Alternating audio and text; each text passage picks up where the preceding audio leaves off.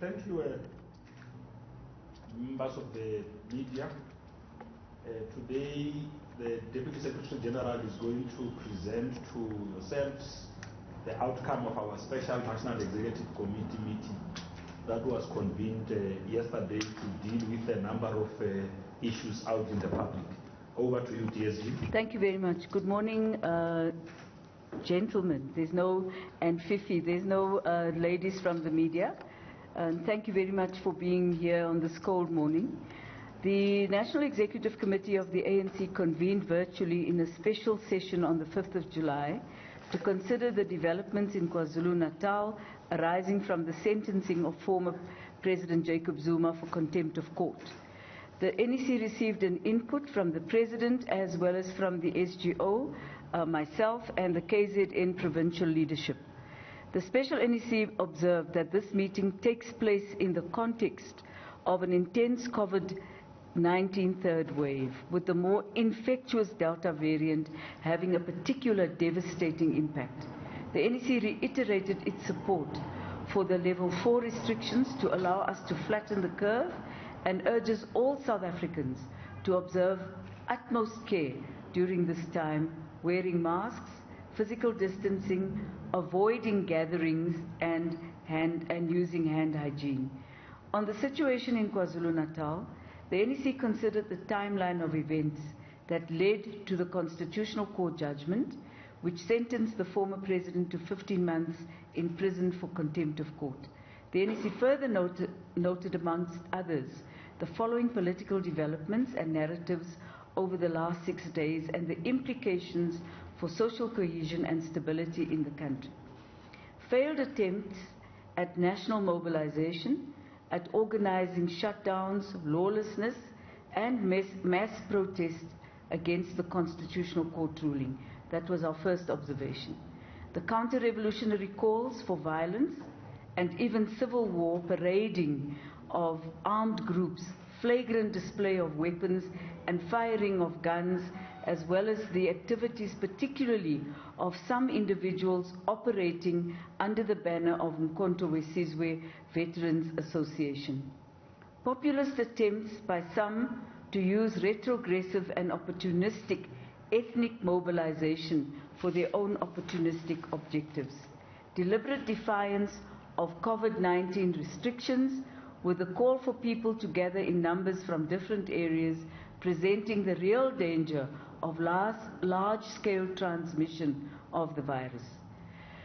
We must agree as society and as the ANC that the following. The NEC noted that while there may be different responses on details of this situation, there are aspects that the ANC and society agree on. These include our unequivocal commitment to and defense of the Constitution, in particular the supremacy of the Constitution, the rule of law, and the independence of the judiciary amongst the founding principles and values of the Republic.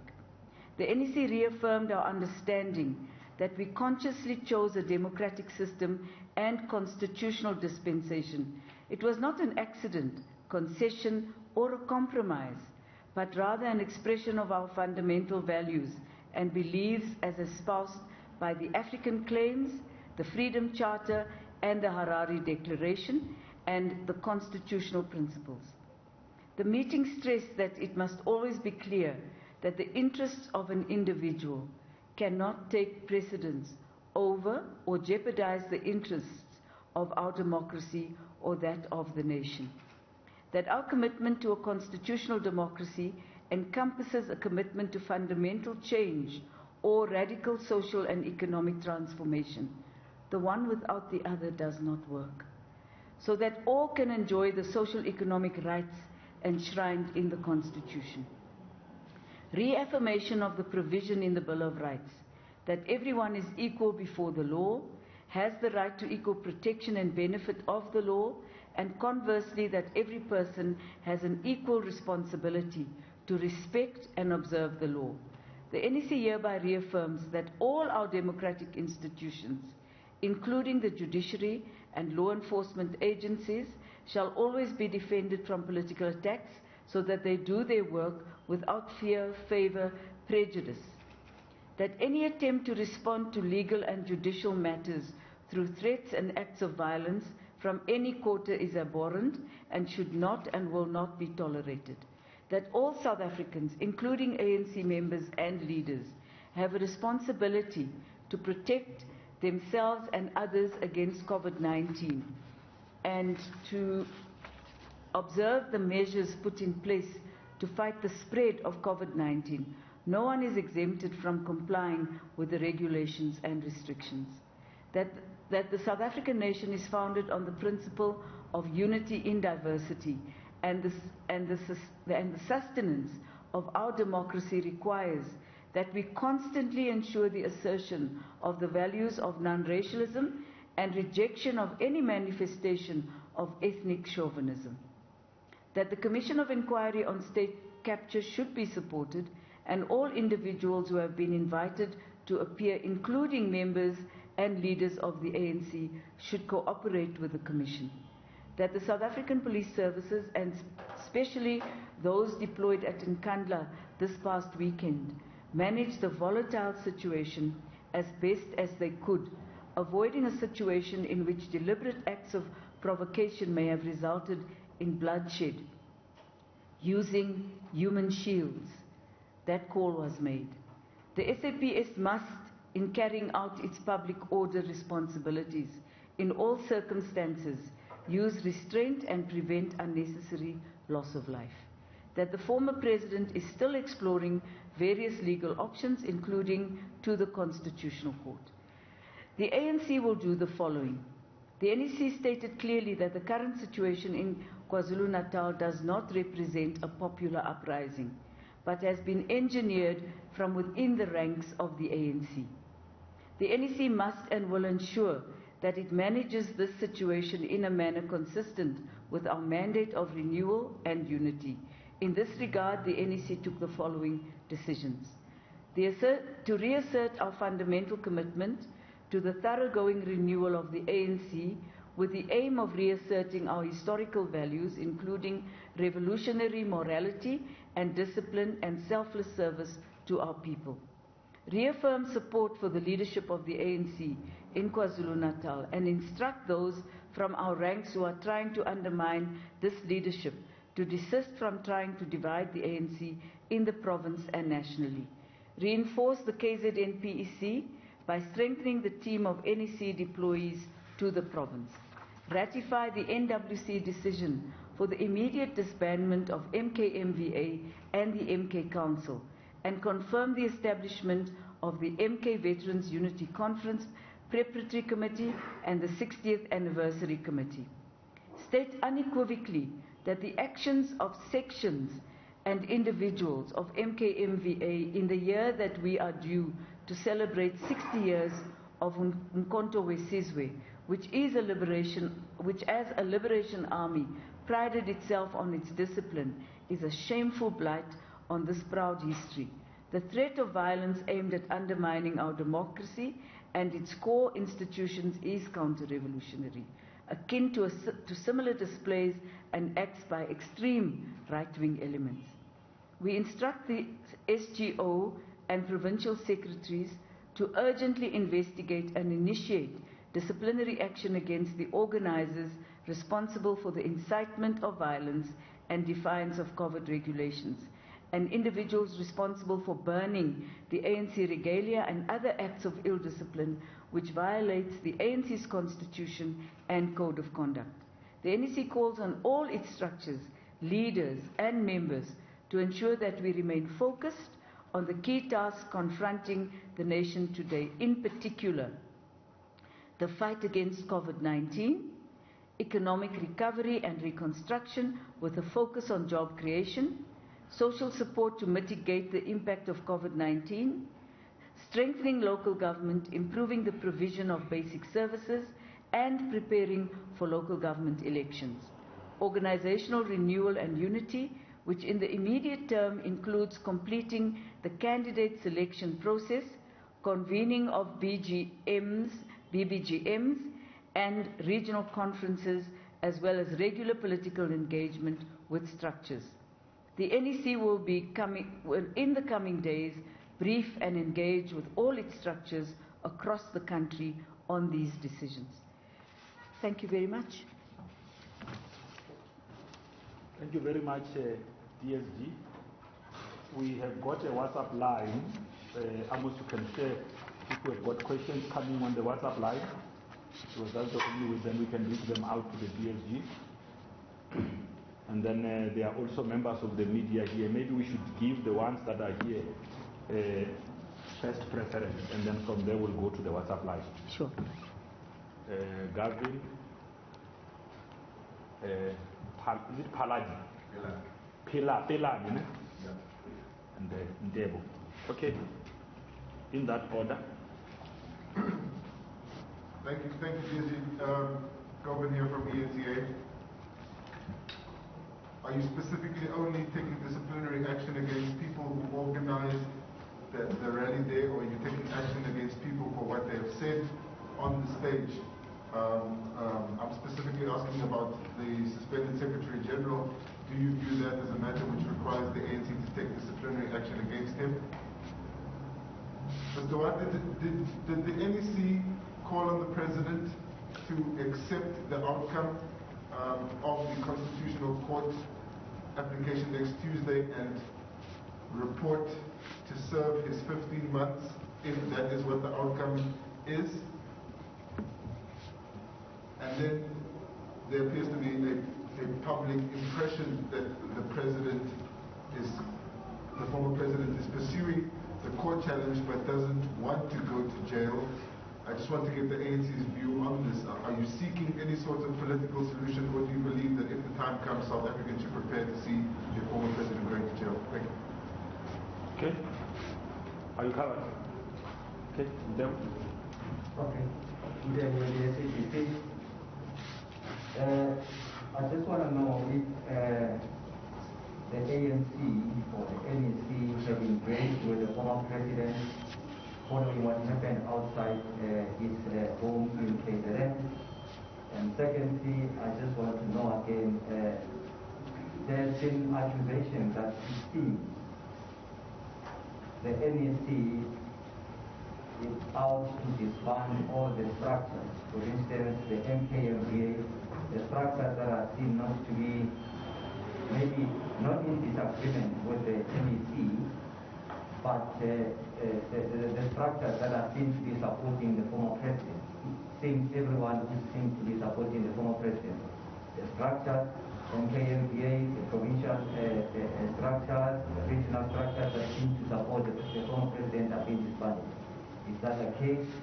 And maybe my last question would be the events or the activities that played out outside Nkandla seems to suggest that there are serious divisions within the ANC. And that on its own poses threat to the renewal project that the NEC, the current NEC, seems to be pursuing. As the NEC, are you convinced that indeed the renewal and the unity project is on course under all this that is happening? Santa, you're covered. Okay, the two questions we have, there are only two on the WhatsApp line. The one is from Karen Duplessis, freelance journalist. She says, in terms of the ANC's 2017 Nazareth resolutions, does the former president conviction mean he must step aside as an ex-officio NEC member? There's another one from Tando Mayeko of Business Day. Was former President Zuma present at the NEC meeting? If so, did he make any representation to the leadership? Thanks, DSG. Thank you very much. Let me start with Gavin first. Are we taking action against organizers only, or those who made comments on the stage?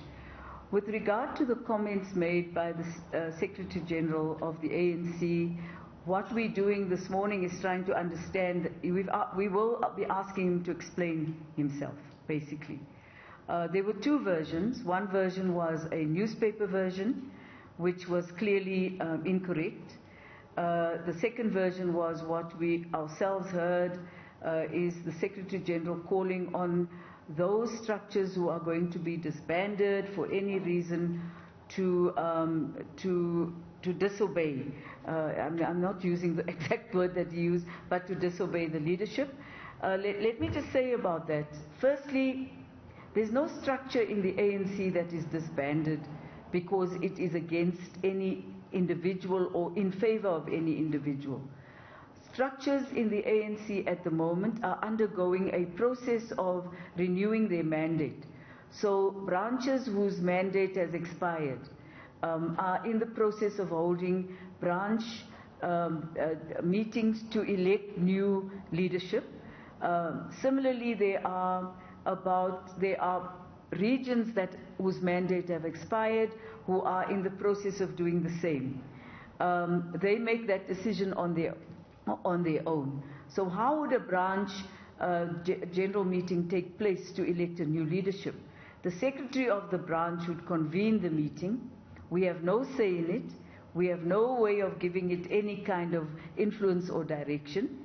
The province provides dates, and the secretary and the province agree that the BBGM to elect a new leadership takes place on a date X, and that happens. There's absolutely no discussion in that process about who that branch supports or does not support. So I would say that that is rather a far-fetched notion because it's not true. And it's actually trying to create an atmosphere which we've understood to be part of the general atmosphere of creating discord amongst certain members of the ANC. Secondly, a region that has to go to a conference and is due to go to a conference for the same reason, the regional secretary advises that we are almost a year out of our mandate. Some of them are 2 years out of their mandate. Because of COVID, couldn't go. Some are doing it virtually, others are not doing it virtually. Many have stopped. And as you know, we paused all actions when the current level 4 was announced. So I would just say that it is part of the generation of rhetoric, including the kind of mobilization that took place over the weekend and before the weekend began, which would try to give an impression that there was a national state of uprising in the country, when in fact that wasn't so. Unfortunately, I do say to my colleagues, you in the media, that some journalists also fueled it a little bit, the excitement of perhaps having a little bit more. We hope that this will die. No one wants to go to jail, Gavin. I don't think there's any person in the world I'm aware of that is willingly going to accept a jail term. I think that President Zuma is exploring every legal avenue that is available to reduce or to remove the custodial the custodial sentence that has been put on him. And I think that in the view of the ANC, and we've said so in our statement, we respect the rule of law. We believe that the judiciary must be left to make its own decisions. I know there's a lot of talk out there about the judiciary being influenced this way and that way. We don't believe we have any say in how the judiciary will make a finding. We would hope that Comrade Zuma's court application will be successful, and that's really all we can say at this stage. Have we engaged Comrade Zuma about what happened outside of Nkandla? Not yet. We haven't. Although, let me say that there is an intention, and as we say in our statement, to engage with the former president, to have discussions with him. We have selected a group of NEC members who are going to work with the PEC and the current NEC deployees, very senior members of the ANC, who will on an ongoing basis be having talks with Comrade Zuma. And this is very important. Comrade Zuma is an elder of our organization. We love him, we respect him, and there's no reason for us not to continue to engage with him. Did we, okay, then the divisions in the NEC, of course, yes. I think when any such event takes place, even the little one that took place outside Lutuli House on Saturday with a group calling themselves Gauteng RET Forces, there were 28 people. There is a difference of opinion raging in the ANC right now. And the difference of opinion is based on, in my humble view, what is being misconstrued, which is a genuine ANC resolution. The ANC resolution, if one explains it to people, we have no choice but to embark on a process of radically transforming the structure of our economy. But at the same time, you cannot radically restructure the economy without social reconstruction of what is taking place on the ground in our country. And the two are inextricably bound together.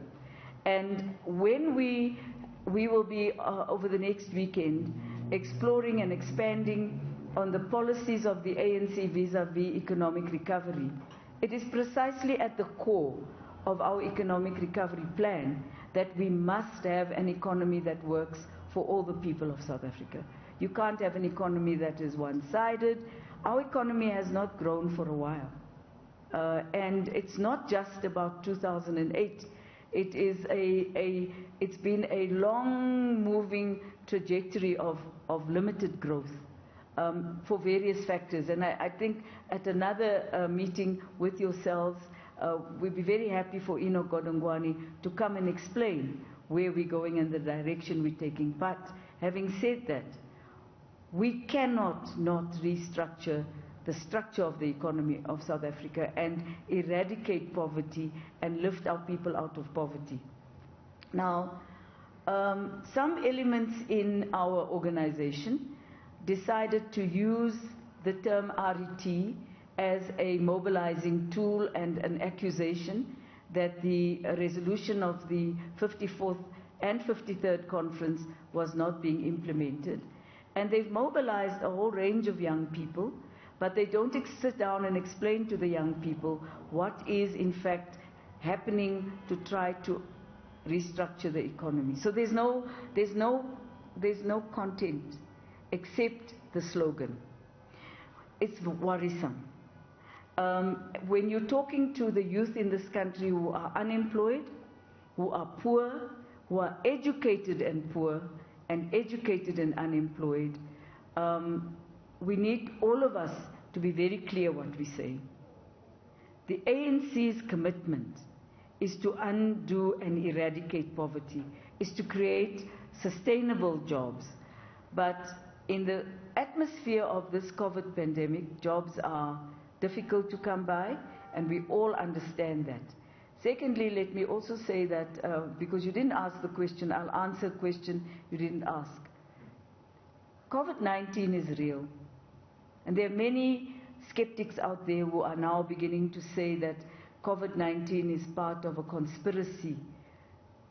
You will only understand when you lose 3 or 4 members of your family in the same year that COVID-19 is real. You will only really understand how real COVID-19 is when an entire family is in hospital, sharing beds one next to the other, not listening to each other, not being able to breathe. Then you will really understand how real COVID-19 is. So for the skeptics out there, you have the right to your opinion, but what you don't have the right to do is to push it down all our throats, your opinion down all our throats, when we are sitting and watching death happen in our families. Some of us have been personally affected. So this is not a, we take it very seriously when people organize events and there's no mask. When people organize events and there's no social distancing. And the theory that is pronounced is that COVID-19 is part of a conspiracy. All we can do is ask that our people in this country observe the restrictions. They are going to be around for a while. Karen Comrade Zuma is an ex-officio member of the ANC. He has not been asked to step aside. And we will leave it at that for now. And thank you for the question. Thanks, DSG. We've got quite a few on our WhatsApp line. I hope they're from journalists and not from... No, they are not there from those journalists. There's one from Sidi Madia, Eyewitness News. Can we get an update on what the presenter has found regarding the suspended Secretary-General Jessie Duarte and Nkandla? Has a decision been made regarding disciplinary charges? The next one is from Liza Gatandwa, Mail and Guardian. DSG, was it prudent for the NEC to postpone its meeting this past weekend, given that this was a matter of the state? Can we share what was the outcome of former President Zuma's talks with the KZN leadership? Did the NEC discuss the statement by the SG in Nkandla, where he called for a rebellion, or will this form part of the investigation? Swungalwa from Newzroom Afrika asks, the NEC stated clearly that the current situation in KwaZulu-Natal does not represent a popular uprising, but has been engineered from within the ranks of the ANC. Does the party know who is involved, and if so, what action will the party take? Jan Gilange of Rapport, former President Jacob Zuma refused to say during his press briefing on Sunday that he will abide by future decisions of the Constitutional Court. His present actions in court and outside suggest that he will not do that if the court confirms its earlier sentence of a jail term for contempt of court. Why isn't the NEC initiating disciplinary steps against him? Kaogelo Magolego from UFM. Other than violation of COVID-19 protocols, which the state should be dealing with, does the ANC believe some of the leaders involved in the Nkandla gathering to be misconducting themselves, either by organizing the gathering, speeches there? Is the party considering any disciplinary action against anyone in particular, the likes of the former president himself, the suspended Secretary-General Nkandla, since they are leading figures? Good morning, this is Bongani Zina from Gagasi FM. I would want to ask the DST whether the NEC members that were deployed in KZN did meet the former president, JZ, and what was the outcome? What is the party's take on President Zuma's blaming his persecution to internal political factions? Also, has the organization come out with strategies of campaigning for local government elections amid the COVID-19 regulations and restrictions that prohibit meetings? Tando Mayeko from Business Day. Other NEC members were on stage on Sunday in Nkandla and openly supported the former president. Will they also be made to explain their actions to the leadership of the party? Luka Nyukalata, ETV News. Is the ANC at all concerned by the levels of ill discipline that's displayed by members, including leaders such as the Secretary-General Jessie Tace Kiba from Platinum Northwest TV and Free State Central News? Is the ANC NWC going to discuss the allegations of firing the Northwest Premier, Job Mokoro, anytime soon? I'm worried, DSG, we did not even talk about this. No, but I think you're also taking questions that are repeating other questions. And Platinum FM, first I've heard of them. Yeah, okay. Yeah. No, I don't want them to think that we're closing them out. Thank you. No, thanks. I'll try my best. If I've missed something, you'll help me. Okay. We never discuss who we will take to a disciplinary action with yourselves as the media. You know that. And we're not going to start doing so now. It's not really, that's an internal matter. And it will be dealt with internally as it should be. The people have rights. The ANC has rights to prevent people from being ill-disciplined by using its rules. And the people who are ill-disciplined also have a right to explain themselves in a manner that is not colored in any way or where there's a creation of a extra, in the old days we used to say embroidery, where somebody's embroidering onto something that does not exist. So our DC platform is a very honest platform where a charge is put, a person is given 2 weeks to explain why they should not be charged. The charges are then given back to the person. The disciplinary committees would sit, listen to, the presenter would present the case and the charges, and the person is enabled to respond and may have witnesses, may bring witnesses, and can also have an ANC member in good standing present to represent them. So that's how the platform works. It doesn't work for us to explain to you who we're going to charge and for what reason. We thought it the best thing to do, to postpone a meeting where we would be discussing quite important matters and be distracted by what was taking place in KwaZulu-Natal.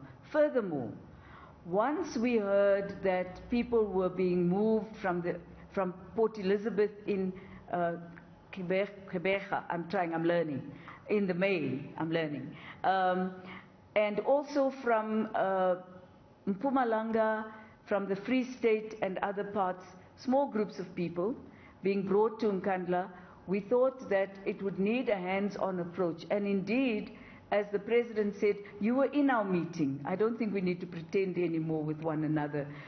Journalists were recording the NEC meeting. You had your own sources there recording verbatim what the President said. So, you know, the President in his opening remarks said that he himself had to be hands-on, and he was hands-on. We in the SGO had to be hands-on, and we were hands-on. The people who were outside there, and although this was a matter for the state, as you say, it was also a matter for the ANC. Those are our members out there. And we needed to take some responsibility to make sure that there was no bloodshed. When words such as human shields were used, we sat up and we took note. Those are words that are used by terrorists internationally. Human shields. It's a worrisome thing when words like that is used. We sat up and took note, and we wanted to make sure that we talk to ANC members so that we prevent any bloodshed. Because who would have died there if there was an exchange between the police and those people in the crowd with firearms? Would have been women and children, actually. So we had to take some responsibility, and that is why the NEC meeting had to be postponed. Yes, there are NEC members who publicly spoke to you. I think somebody spoke to one of the newspapers this morning and expressed her concern about the NEC having been postponed. We accept that. But the fact of the matter is, we had to take responsibility. As I said earlier, we will be asking the SG to explain his statement, especially because the statement was said, something was said by him, there was something that was analyzed by a journalist which said something else. We'd like him to explain to us exactly what he said. Do we know who are responsible? I think it's pretty obvious that there are certain people in the ANC who take a leading role from various provinces who stimulate the kind of ill discipline that we see. They also do it in their own provinces. They arrange and organize people to go and disrupt branches by taking people with pangas and knives to a branch meeting and then disrupting a branch. We know this. So we know who the leading people are in that regard. What is difficult right now is that there are many people who will not come forward and say, I'm prepared to put this in a statement to the police, because these very same people are also threatening people. We do know who they are. It is not a matter for us, it's a matter for the police. We will leave it there for now. Jan from Rapport, the ANC stands firmly behind the rule of law, the independence of the judiciary, and we have nothing to say at all about how the judiciary will react to the current application by Comrade Zuma. We would only wish that it would go well for him. Then University of Free, UFM, I've already spoken about DC. Did the NEC members meet with Comrade JZ in KZN? I'm aware that NEC member Lindy Sisulu and also Tony Yengeni was in a meeting with Comrade Zuma. We don't have a report about what was discussed, so I can't share that with you. In terms of local government elections, we can't do any electioneering under level 4. It's not possible for us to do electioneering under level 4 because our style of reaching out to voters is very direct. Door to door, explaining our memorandum to people. It's important that we do. People must be able to make a choice that is informed. And so you do need to explain to people what is in your memorandum, accept their criticism and accept their praise. Sometimes people do praise us. Actually, they do.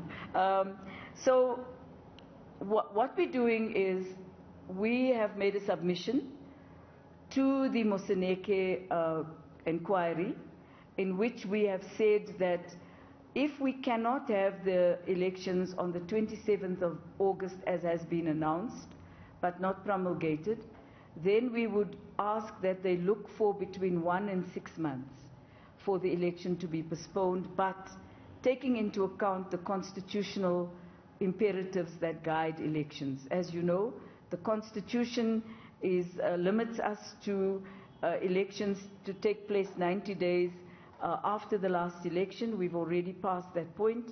We will have passed that point. And if we are to have a further postponement, it would require a 2/3 majority in the Parliament and a constitutional amendment. We're not keen that there should be a constitutional amendment for a short-term problem. So these are the submissions we've made to the NEC Commission, inquiry, it's not a commission. Then are we concerned about ill discipline? Absolutely, we're concerned about all the ill discipline that might take place wherever it takes place. And for that reason, we've asked provincial secretaries in the main to deal with some of what we know. We also don't accuse people falsely. We're very careful about that. You accuse a person falsely, it's just spreading more of the rumor mongering. What must be done in any inquiry is facts must be brought to the table, so that whoever is going to be taken to a DC is done so by fact and not by the fiction or the general atmosphere in the air. We are concerned. We are really concerned, and what we would do is, and this is why we're asking our structures to focus on what we need to do now. The focus must be on, as soon as we can possibly do so, get on with your BGMs to finalize the selection of candidates. As soon as you can, get into your BBGMs to, if your mandate has expired, to elect new branch leaders. Get into a regional conference if your mandate is expired, to have a new regional leadership. We're not disbanding anybody, and I don't know where that comes from. But wherever it might come from, the people need to know that they are making up the story, because that's not coming from the ANC, and they know it very well. What we anticipate is that some people are going to attempt to have parallel structures in the country. We'll meet that when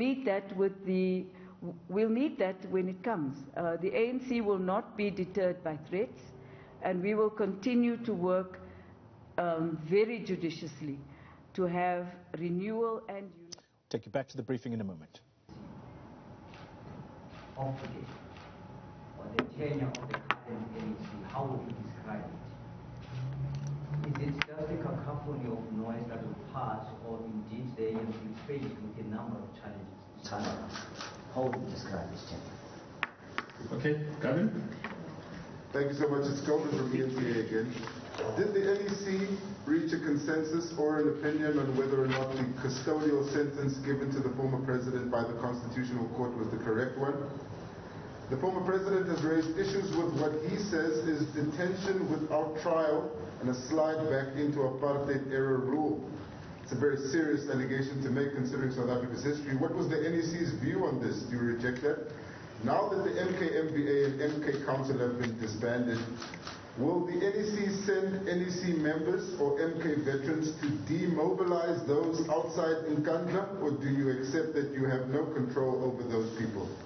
And then what does the ANC NEC make of the former president appointing a spokesperson from another political party? Thank you. Can I answer those two first, because they're very big questions? Yeah.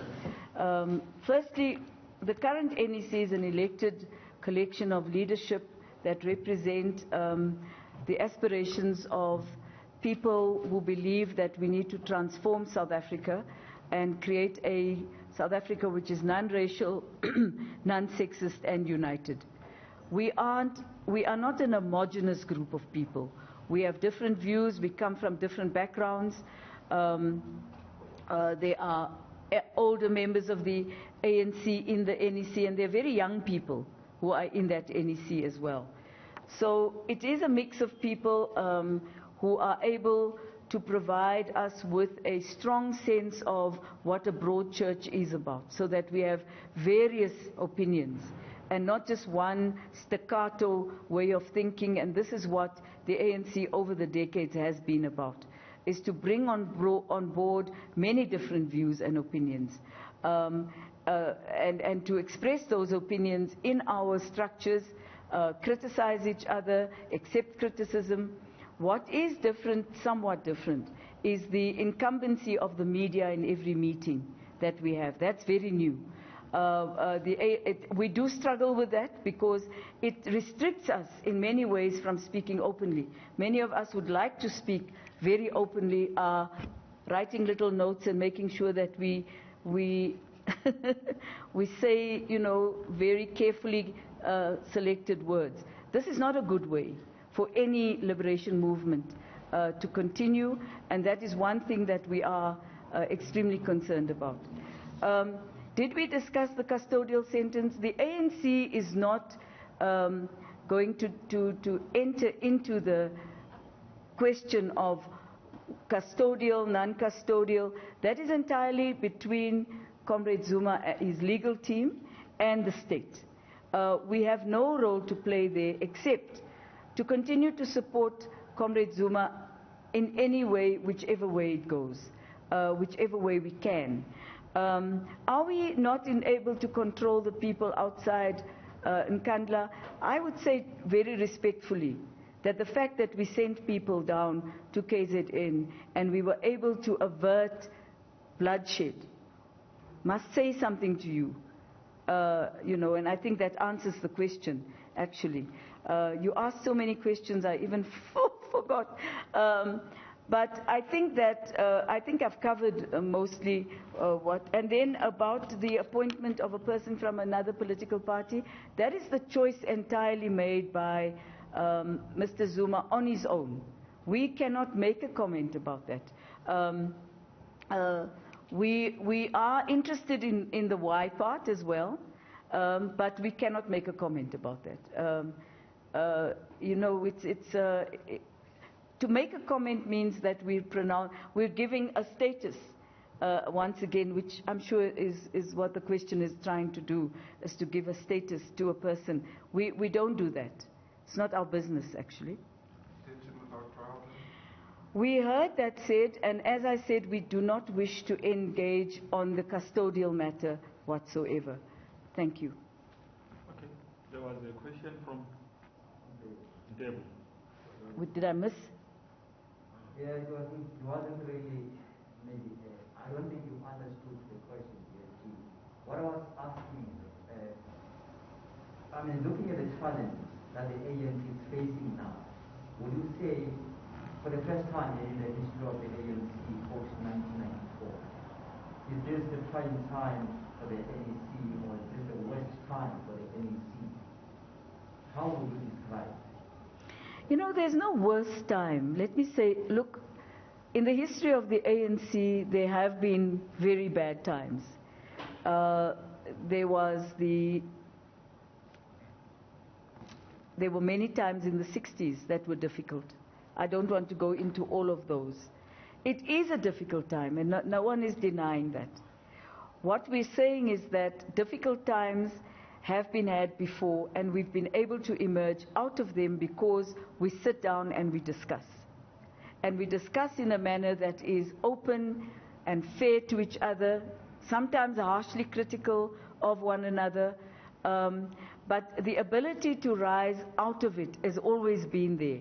And even in this time, it is there. Yesterday's meeting was one such example. Very strong views were expressed. Very harsh tones were used by some comrades.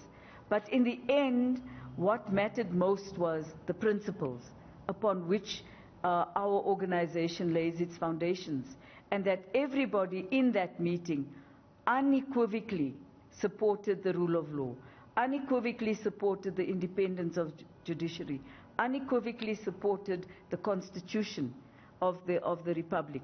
And I think that those are very important matters to say to you. It's the ability to rise out of the darkness and remain in the light, and give guidance and give leadership.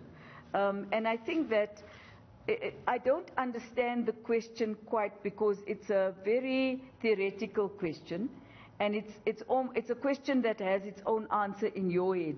But unfortunately, I don't have an answer for you. Maybe the next time we talk, we can explore a little bit more. I don't have any answer. Okay. Thank you very much. Somebody sent, can I just share this with you? Somebody sent me a message to say, can you please breathe in between answering questions? I thought I was quite relaxed and breathing. You were, yes. You were.